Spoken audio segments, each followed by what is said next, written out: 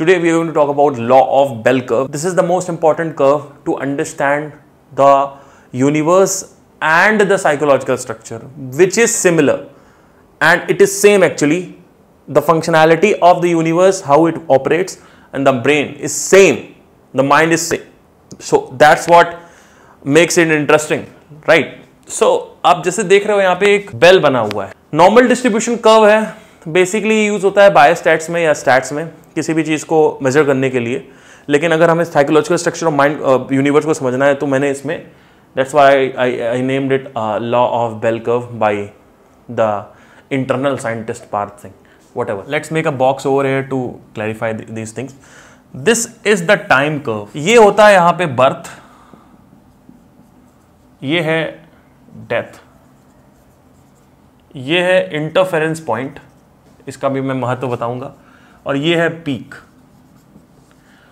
तो अगर आप यूनिवर्स को इस बेल कर्व को बनाने के बाद देखना चालू करो और साइकोलॉजिकल स्ट्रक्चर को भी, तो आप देखोगे कि मजा आना चालू हो रहा है। तो अर्थ का बर्थ है, अर्थ की जवानी है, पीक है, अर्थ का डेथ है। अगर हम यहाँ पे कोई ह्यूमन बीइंग अगर हम लिखेंगे तो बर्थ है, पीक है, डेथ है, ठीक है। यूनिवर्स को देखेंगे तो बर्थ है, पीक है, डेथ है, ठीक है। और अब यहां से थोड़ा हम सटल होना चालू करेंगे। प्लांट्स एंड एनिमल्स को देखेंगे तो बर्थ है, पीक है, डेथ है, राइट। हंगर को अगर देखते हैं, हंगर तो birth of the hunger, pinnacle of the hunger which is starvation and then that death.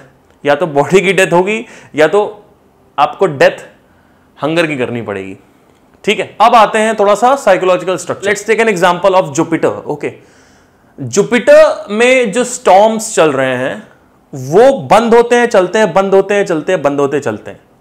It takes time, मतलब हजारों साल तक चलता है स्टॉर्म, फिर बंद होता है, फिर चलता है, या फिर ऐसे चलता है, ठीक है।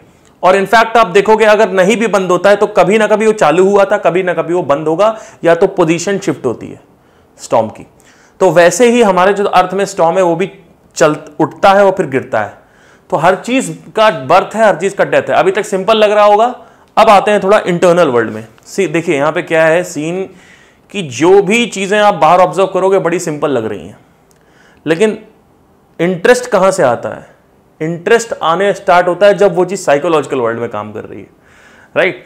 फॉर एग्जाम्पल, कोई विचार है, कोई भी विचार सस्टेन्ड नहीं कर पाओगे, ये टाइम है। टाइम वेरी करता है इंस्ट्रूमेंट टू इंस्ट्रूमेंट। अगर अर्थ है तो कम टाइम, यूनिवर्स है तो ज्यादा टाइम, बर्थ में और डेथ में, राइट। कोई भी थॉट का बर्थ है, थॉट का पीक है और थॉट का डेथ है। फॉर एग्जाम्पल, मेरे अंदर आज बैठ के डिजायर आया कि मुझे बाइक चलानी है। जब मेरे अंदर बाइक चलाने का डिजायर आया तो मैंने क्या किया, मैंने बाइक चलाना चालू किया, एक्शन लिया, और उसके बाद जैसे ही मैंने बाइक चलाया तो वो थॉट उठना बंद हो गया, क्योंकि उस थॉट को फुलफिल कर लिया तो उसकी डेथ हो गई। वो बाद में उठेगा वो बात अलग है, लेकिन उस वक्त जो है वो खत्म हो गया। अभी भी ये सिंपल लग रहा होगा, अब इसमें थोड़ा सा और डिग करेंगे। लोगों के साथ प्रॉब्लम क्या है, लोगों का ब्रेकअप होता है। ब्रेकअप्स में क्या होता है, जो इमोशनल है आदमी इमोशनल हो जाता है, जो इमोशंस हैं वो ऊपर आ जाते हैं। बहुत ज़्यादा दुख, कोई एक इमोशन पकड़ लेते हैं वो ऊपर आ जाता है। तो उसमें का दुख का बर्थ है, पीक है, डेथ है, और ये इंटरफेरेंस पॉइंट है। अब मजा आएगा यहां से। इंटरफेरेंस पॉइंट एक ऐसी चीज है जहां पे आप डेथ तक नहीं जाने दे रहे हो, आप इंटरफियर कर रहे हो, और ये साइकिल बनती जा रही है। ये यहां से अगर आपने इंटरफियर कर दिया तो ये डेथ पे नहीं कन्वर्ट होगा, यहां से फिर ऐसे छोटे छोटे बेल कर्व्स बनने चल लगेंगे। It's like waves. अगर आप हार्ट बीट देखोगे तो ऐसे ही होती है हार्ट बीट का जो सेंसर्स लगे होते हैं, टीट टीट टीट ऐसी होती है, ठीक है। तो अब क्या करना, इंटरफेरेंस पॉइंट को समझना का जरूरी है। एक औरत है, वो अपने पति से प्यार करती थी, बहुत प्यार करती थी, और उसका पति जो है उसकी डेथ हो गई, ठीक है। अब क्या है, अब उसके माइंड में 10 साल से वो एंटी डिप्रेसेंट्स पे है, साइकियाट्रिस्ट के पास जा रही है, पति को भूल नहीं पा रही है 10 साल। हमारी जिंदगी में भी ऐसे ही होता है। हम जब अपनी जिंदगी में कुछ होता है तो हम क्या करते हैं, हम थोड़ा सा हमारी जिंदगी में जब कोई ब्रेकअप होता है तो हम उसको 1 साल में भूल जाते हैं मैक्स। लेकिन कुछ ऐसे लोग हैं जो इंटरफियर करते हैं थॉट्स के साथ। ये कॉन्शियसनेस को, या कह सकते हैं ह्यूमन एवोल्यूशन में इंसान को एक पावर मिल रखी है कि आप किसी भी चीज़ को जिंदा कर सकते हो माइंड में। तो क्या होता है कि जब कोई लड़की का ब्रेकअप होता है या फिर डेथ होती है पति की लेट से, तो यहाँ पे क्या हुआ कि पीक ऑफ द दर्द और उसके बाद जैसे ही गिरना चालू हुआ, आप क्या कर रहे हो, उस थॉट को बनाए रख रहे हो, तो वो 10 साल 15 साल तक चलता रहता है। तो कभी एकदम से याद आई तो बहुत दुख हो जाएगा, कभी कम दुख, बहुत दुख, कम दुख, बहुत दुख। तो आदमी एक कांस्टेंट एक कम दुख ज्यादा दुख, कम दुख ज्यादा दुख की स्टेज में रहता है, इंटरफेरेंस पॉइंट क्रिएट करने की वजह से। नाउ अब इंटरफेरेंस पॉइंट हर कोई क्यों नहीं करता है, क्योंकि हर कोई तो 1 साल में मैक्स रिकवर हो जाता है, पर हर कोई क्यों नहीं करता है? हर कोई इसलिए नहीं करता, कुछ लोग समझदार होते हैं, वो मूव ऑन कर जाते हैं, लेकिन कुछ लोग होते हैं जिनको वो क्यों नहीं करते हैं वो समझना जरूरी है। कि कुछ लोग 10 साल 15 साल हो जाता है, भूल क्यों नहीं पाते हैं। मैंने ऐसे ऐसे लोगों से बात किया है जिनकी शादियां हो गई हैं, मेरे पास मैसेज करते हैं, डीएम करते हैं कि मेरा बॉयफ्रेंड है, वो वहाँ चला गया, यहाँ चला गया है और मैं उसको भूल नहीं पा रही हूँ, मेरी शादी हो गई है।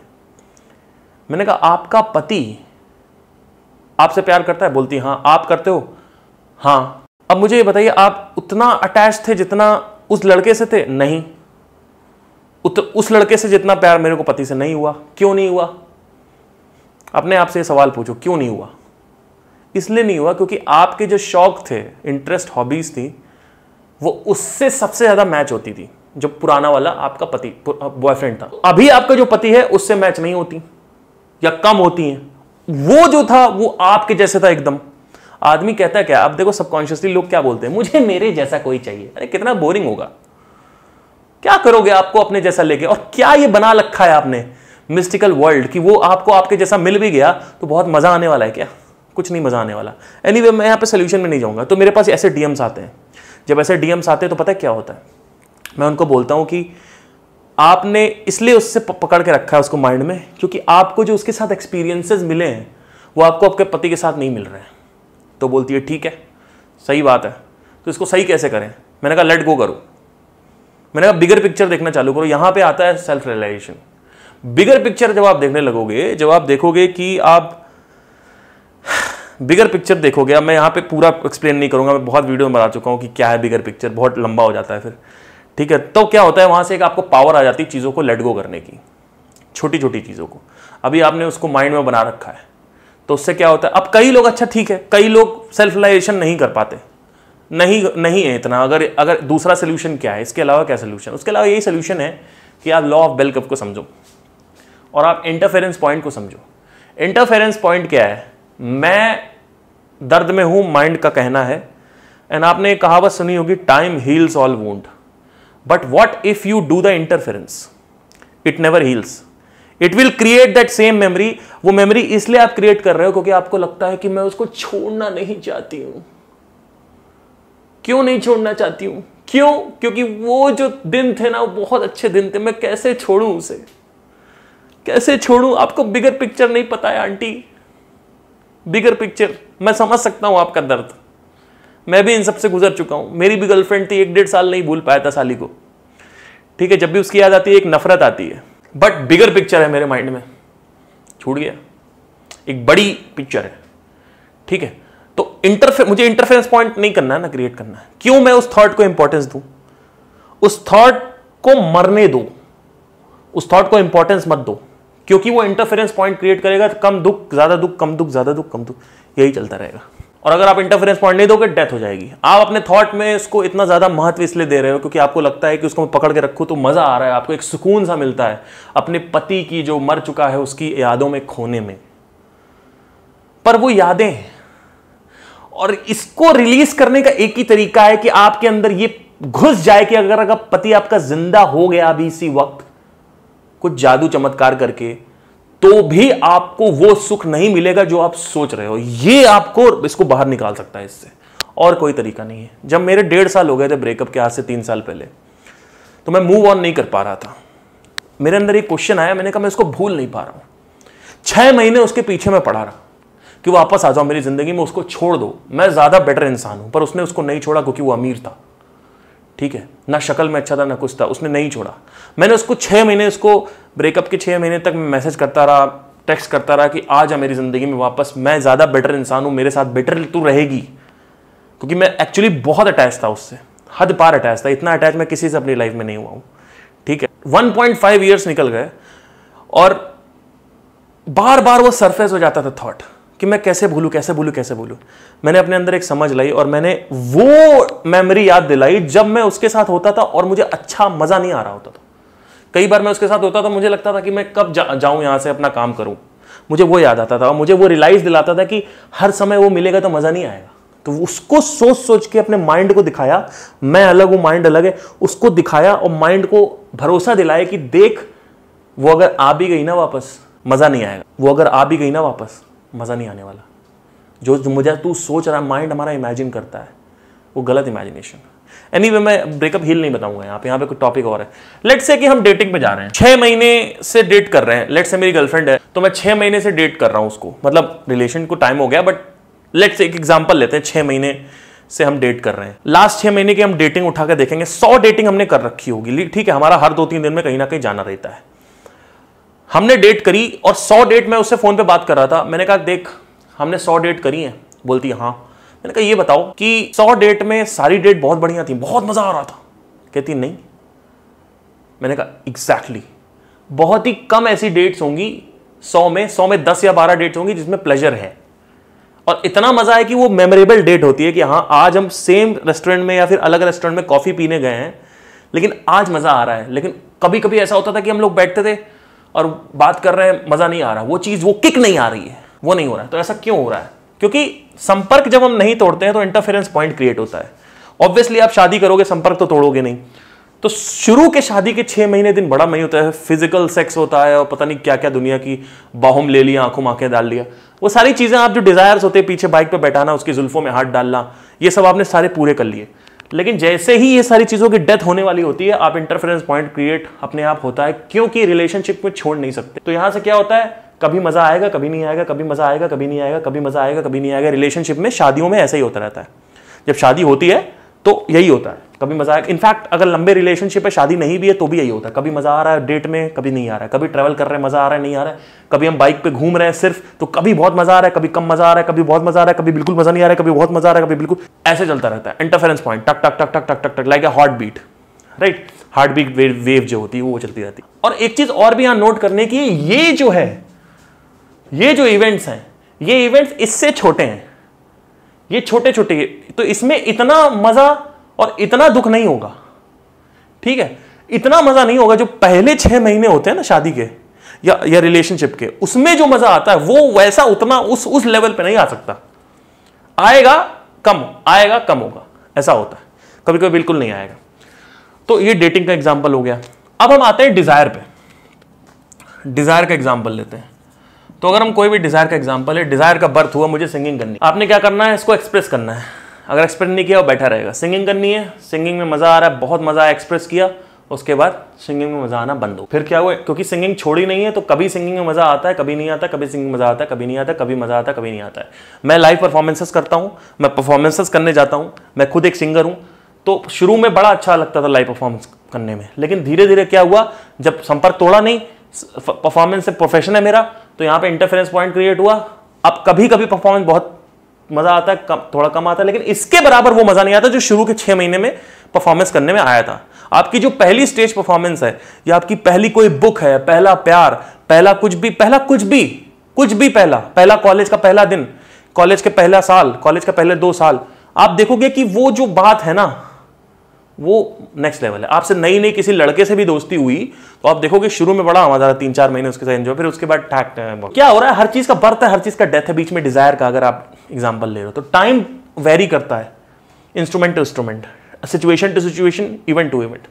अब यहाँ पे एक और चीज आते हैं, अब यहाँ पे सोशल इवेंट्स लेके आते हैं, सोसाइटी को लेके आते हैं। सोशल इवेंट जैसे क्या, लेट्स से कि अभी कंट्रोवर्सी चल रही है, आज तक इतनी कंट्रोवर्सी हुई, मर्डर मिस्ट्रीज, बॉलीवुड, कुछ भी आप देख लो, किसी ने सुसाइड कर लिया, आपके जो आइडल थे या बॉलीवुड के जो कुछ भी सितारे थे, आप देखोगे कितने से बड़ी कंट्रोवर्सी लोग भूल जाते हैं, कितनी बड़ी से बड़ी कंट्रोवर्सी लोग भूल जाते हैं। जब कंट्रोवर्सी उठी तो कंट्रोवर्सी का एक पीक हुआ और लोगों ने प्रोटेस्ट किया, प्रतिरोध किया, विरोध किया, व्हाटएवर, एंड देन उसके बाद डेथ हो गई, अपने लोग में काम बिजी हो गए।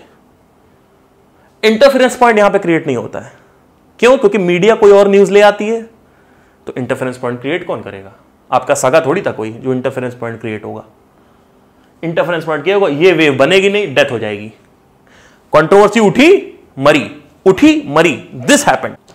जो मेरा पार्थ सिंह वाला चैनल है उसमें मैंने कुछ गाने, मतलब मेरे बहुत सारे गाने गाए हुए हैं, नीचे आप देख लीजिएगा, चैनल में बार बार जिक्र करता हूं, एक बार चेकआउट करिए, मजा आएगा आपको। तूने मेरे जाना करके एक कवर है, दिस हैपेंड। मैंने उस चैनल पे नेहा कक्कर को एक बार ओवर प्रेस कर दिया था, तो एक यूट्यूबर है उसने एक रिएक्शन वीडियो बना दिया, वो वीडियो हो गया वायरल।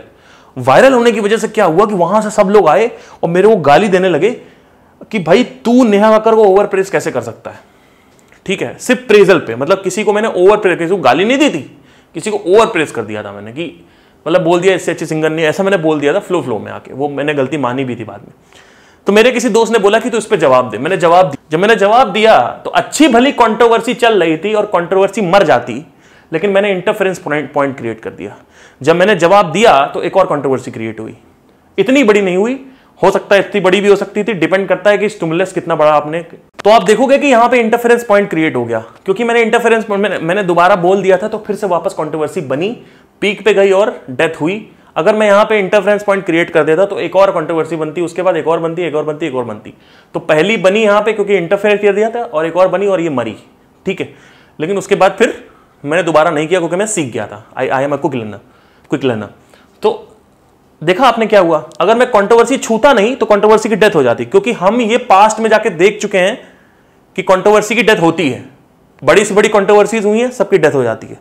तो लॉ ऑफ, ये भी कह सकते हैं कि ये सब कुछ टेम्पररी है ना, बट ग्राफ लाना जरूरी है यहां पे। तो birth peak death, birth peak death, इसी को बोल सकते हैं ब्रह्म विष्णु महेश या शिवा।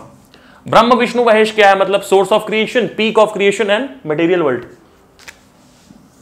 ये मटेरियल वर्ल्ड है। विश्व अणु, हिंदी मीडियम कौन गया है, अणु का मतलब क्या है नीचे बताइए, अणु का मतलब होता है एटम।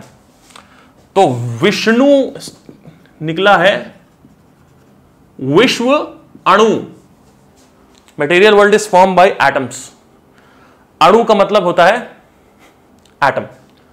तो ये होता है विश्व अणु, और ये इसका ये संधि विच्छेद है। आप हिंदी में ये बहुत खूबसूरती है, किसी वर्ड को तोड़ दो आपको समझ में आ जाएगा कोड क्या है। ये हुआ, उसके बाद ये रेजोल्यूशन पॉइंट हुआ। अब यहां पे एक बहुत बड़ी बात आती है कि जितने भी लॉज हैं, इनफैक्ट जितने भी लॉज मैं नीचे लिस्ट दे दूंगा डिस्क्रिप्शन में, आप जाके चेकआउट करिए। One of the most amazing laws, आप देखोगे कि जो पैटर्न्स है, इनफैक्ट जो रिएक्शन वीडियो मैंने किया था पीछे संदीप महेश्वरी वाला, वो इसलिए किया था क्योंकि मैं चाहता हूं चैनल डिस्कवर हो, ठीक है। लोग कहते हैं पॉपुलर होने के लिए, अरे भाई पॉपुलर क्यों करेंगे, जो आदमी पैसे छोड़ सकता है वो पॉपुलैरिटी का क्या करेगा, पॉपुलैरिटी सादी सूखी पॉपुलैरिटी जिसमें कोई पैसा नहीं, क्या करेगा आदमी, पॉपुलर क्यों होना है, क्या करेंगे पॉपुलर होकर। मेरा ऑलरेडी चैनल में ऑलरेडी पॉपुलर हूं, सारे म्यूजिशियन ऑलमोस्ट मेरे को जानते हैं, मेरा 2-3 लाख चैनल है, उसमें ऑलरेडी लोग कह रहे हैं मोनेटाइजेशन नहीं मिलेगा। अरे मेरे पुराने वीडियो जाके देखिए, मोनेटाइजेशन है, और बोलिए तो नेक्स्ट वीडियो में मैं ऐड चला दूं, आपको समझ में आ जाएगा, नहीं तो स्क्रीनशॉट यहां पे आ रहा होगा। एनीवे, लोग तो बोलते ही रहते हैं कुछ ना कुछ। ब्रह्म विष्णु और महेश, ब्रह्म जो है वो बेसिकली सोर्स ऑफ क्रिएशन है, मटेरियल वर्ल्ड है, एंड देन डिसोल्यूशन, ये प्रलय डिसोल्यूशन पॉइंट है, विच मेक्स मी अंडरस्टैंड कि it creates a question that if you observe the universe properly, 15-16 या 15-20 लॉज निकल के आते हैं, जो कि मैंने अभी कुछ तो बताई थी और भी हैं जो आगे आएंगे। बट एक चीज बड़ी इंटरेस्टिंग है कि there is a code and program जिसमें यूनिवर्स काम कर रहा है, ठीक, जैसे law of duality, law of centre point, entanglement, circularity, ठीक है। आप देखोगे जो मैंने सारे पैटर्न्स ऑब्जर्व करे हैं। अच्छा, मैं पैटर्न्स बनाता कैसे हूं ये भी समझ लीजिए। साइकोलॉजिकल वर्ल्ड को ऑब्जर्व करता हूं और यूनिवर्स को ऑब्जर्व करता हूं, मेरे को दोनों में बहुत इंटरेस्ट है। दोनों में जो कॉमन मिलता है वो फटाफट उसको सब में अप्लाई करने की कोशिश करता हूं। अगर वो सब जगह अप्लाइड है तो वो लॉ है, कानून है, मतलब समझ लो कानून, जैसे लॉ ऑफ ग्रेविटी, ठीक है। और लॉ ऑफ ग्रेविटी हर जगह अप्लाइड है, माइंड में भी अप्लाइड है, ये भी याद रखना। आप जो कुछ भी सुबह से लेकर शाम तक करते हो, सारे एक्शंस रिवॉल्व कर रहे हैं, डिजायर है बीच में, जैसे सन है, रिवॉल्व कर रहे हैं। मैं पहले बात कर चुका हूं, उसके भी आप वीडियो देख सकते हैं जाके। एक क्वेश्चन क्रिएट होता है, वो क्वेश्चन ये है कि ये जो यूनिवर्स है हमारा, ये जिसको मैं U1 कहने की कोशिश कर रहा हूं, यूनिवर्स 1 जो है, उसमें जो laws and codes and programs and regulations and all that protocols जो भी हैं इसके, there is a high possibility कि जो यूनिवर्स 2 है उसमें ये लॉस नहीं होंगे। and there is a further high possibility कि sound of silence is just in U1. There is no this universe is created by this, but U2 and every other has a different laws and different source of creation, maybe totally different phenomena. I don't know. People are not like this, 4 उंगलियां 5 उंगलियां और आंखें and all that, right? So I'm just wondering, okay, this is a theory like Big Bang theory, it's not proved, but Big Bang theory, like, ठीक है. तो I hope आपको समझ में आया हो कि लॉ ऑफ बर्थ. कुछ एग्जांपल्स मैं आपसे पूछना चाहूंगा. पहले तो कॉन्ग्रेचुलेशंस. 1 मिनट, ये मैं हर वीडियो में करने वाला हूं. कॉन्ग्रेचुलेशंस आप सभी लोगों को कि आप यहां तक पहुंचे हो. आधे ज्यादा लोगों ने छोड़ दिया. क्यों? क्योंकि कोई मैस्टरबेट करना चाहता था, कोई नेटफ्लिक्स देखना चाहता, स्ट्रेंजर थिंग्स 4 का आ गया है, वो करना चाहते थे, कोई सच्चे प्यार से बात कर रहा, उनको लगता है बहुत कुछ पड़ा हुआ वहां पे. सबसे पहले तो आप आज का जो नया कोड वर्ड है वो नीचे लिखिए, वो है चिड़िया बैठ जा. ठीक है, तो नीचे लिखिए और कुछ एग्जांपल्स से रिलेटेड अगर आपके पास हैं तो नीचे जरूर बताइए. Thank you guys, have a nice day, take care.